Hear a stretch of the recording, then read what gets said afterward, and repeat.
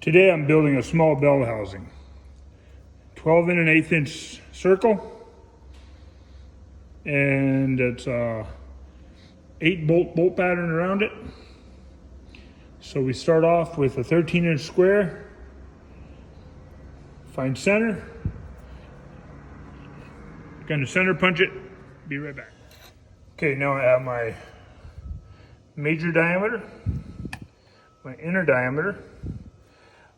Now my bolt circle is 11.25 inches, so half of that is 5 5/8.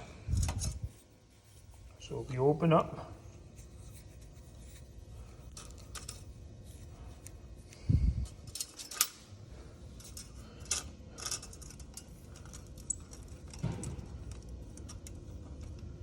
uh, 5 5/8. That is 1/2 of 11 1/4.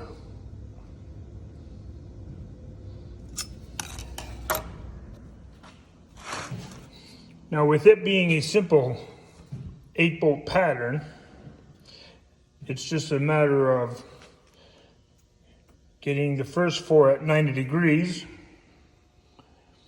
Then the next 4 is dividing the distances. Set your calipers to anything more than half the distance. I will show you that in a moment, but first I got to center punch the first 4. So now the first 4 have been center punched. The second 4 is just as easy, no math required. The calipers are set to just a little more than 1/2 inch or halfway across. Draw an arc and come over here to this one. Draw an intersecting arc. Then with a trusted straight edge, not the square, go center to intersecting point and cross over your bolt circle. Simple as that. She fits. Next thing is to make a bolt pattern for this guy. It's going to hold my output shaft, 1 3/4 inch output shaft. It's going to be 1 bearing on each side of the plate, like that, to keep the shaft square and straight and true. Same procedure as before, because I don't want my bearing to be on some goofy angle that's not 45 or square. I've got 2 holes across the top, so I want my plate, my bearing to be like so. So same as before, center punched in line with these 2, drew my arcs, center punch there, pull the straight line across the center line, here to here and beyond, cross the line there, cross the line there, center punch these 2. Now same as before. Just going to open up my calipers nice and wide.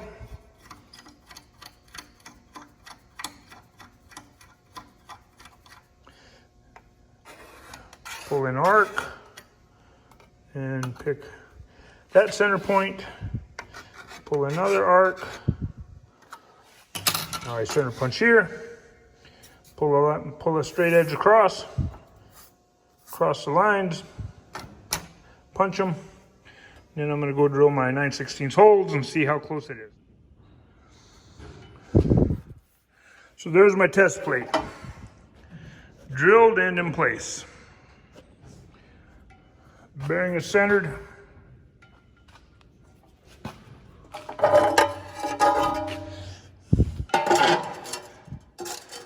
Two bearings sandwiched to hold the shaft straight.